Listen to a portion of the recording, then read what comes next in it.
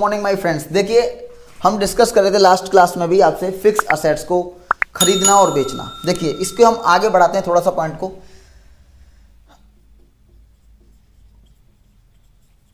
Purchase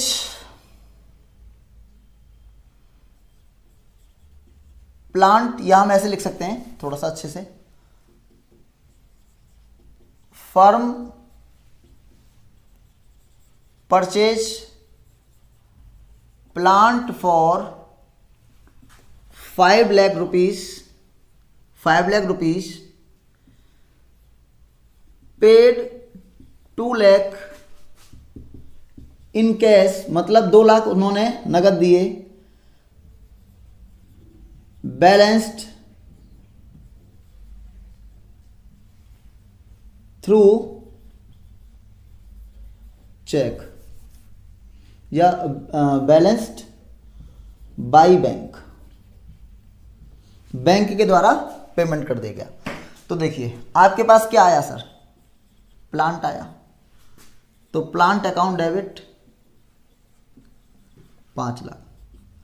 अब आपके पास से कैश कितना गया, कैश अकाउंट कितना गया सर 2 लाख। बाकी का पेमेंट कितना बचा, बैलेंस्ड कितना बचा, बैलेंस्ड कितना बचा 2 लाख गया, हाँ सॉरी ये मैंने 1 जीरो कम लगा रखा है, 2 लाख गया तो कितना बचा 3 लाख। तो ये 3 लाख कहाँ से जाएगा, बाई बैंक। और बैंक भी क्या होती है मित्रों, असेट्स होती है।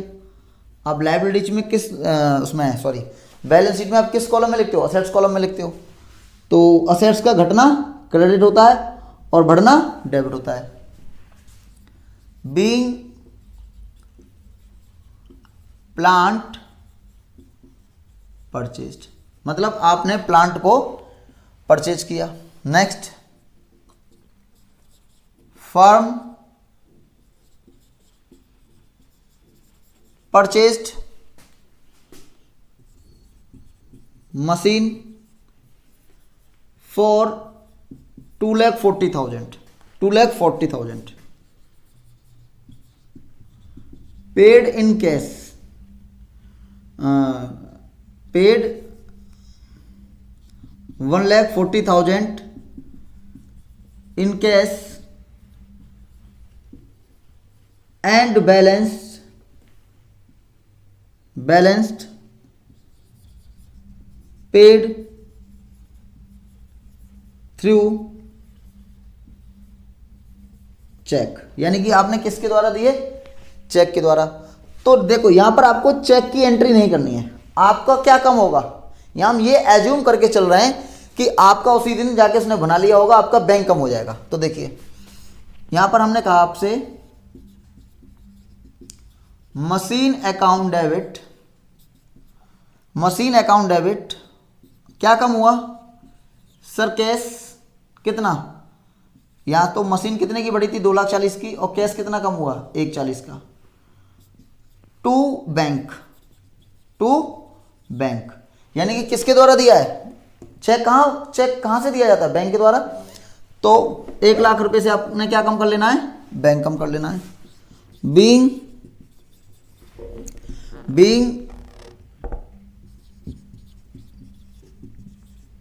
Machine purchase, being machine purchased. तो आई होप ये चीज़ें आपको क्लियर हो रही होंगी। यानी कि अगर वो कह दे कि कुछ पैसा चेक से दिया गया है तो आपको नीचे बैंक लिख लेना है अभी फिलहाल, और वो कह दे कि बैंक के द्वारा दिया गया है तो भी आपको नीचे उतने हिस्से में आपको बैंक लिख देना है। तो ये चीज़ें आपको क्लियर हो रही होंगी। अच्छा, कुछ मेरे दोस्त हिंदी वाले कह रहे होंगे कि सर समझ में नहीं आ रहा है। देखो इतना तो आप इंग्लिश को समझ सकते। देखो अकाउंट ना, जब तक आप इंग्लिश आपको प्रॉपर नहीं आएगी तो अकाउंट में आप कमज़ोर रहोगे, क्योंकि जितने भी आगे की फर्दर स्टडी हैं, चाहे सीए ले लो, सीएमए ले लो, सीएस ले लो, आपको आगे 11th के बाद यूपी बोर्ड में भी आपको टोटल किस में लिखना पड़ता है, एंट्री वगैरह इंग्लिश में लिखनी पड़ती हैं। तो आपको इंग्लिश इंप्रूवमेंट करनी, आपको इंग्लिश इंप्रूव करनी चाहिए नहीं करनी चाहिए। तो इंग्लिश को इंप्रूवमेंट करने के लिए आपको इसी चैनल में एक प्लेलिस्ट बनी हुई है ट्रांसलेशन की। तो आप एक एक वीडियो को बेटा देखिए और अपने सेंटेंस को वहां से कंप्लीट कर सकते हो प्रॉपरली। ठीक है सर, एक और एग्जांपल करवा दो। बिल्कुल सर, ठीक है। यहां पे नगमा परचेज्ड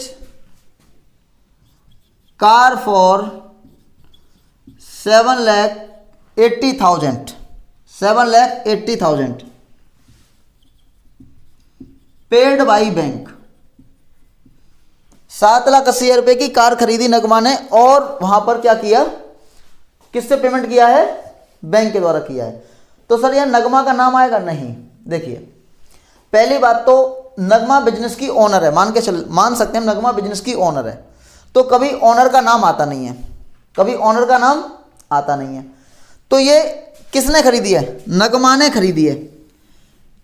जब नगमा ने पर्सनल, अब यहां पे ये डिसाइड नहीं कर रखा है कि नगमा ने पर्सनल यूज के लिए खरीदी है, नगमा ने पर्सनल यूज के लिए खरीदी है या किसके लिए खरीदी है। तो अगर कोई भी व्यापारी यानी कि बिजनेसमैन अगर कोई भी ट्रांजैक्शन करता है पर्सनल, तो आप उसकी रिकॉर्डिंग अपनी जर्नल बुक्स में नहीं करोगे।